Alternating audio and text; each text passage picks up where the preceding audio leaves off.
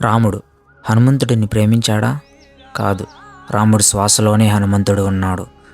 సేవ అడగలేదు, ప్రతిఫలం ఆశించలేదు. కానీ రాముడు చెప్పాడు, నన్ను కాదు నా నామాన్ని కాపాడినవాడు నీవే హనుమా. అందుకే రాముడు ఉన్నంత వరకు హనుమంతుడు ఉంటాడు.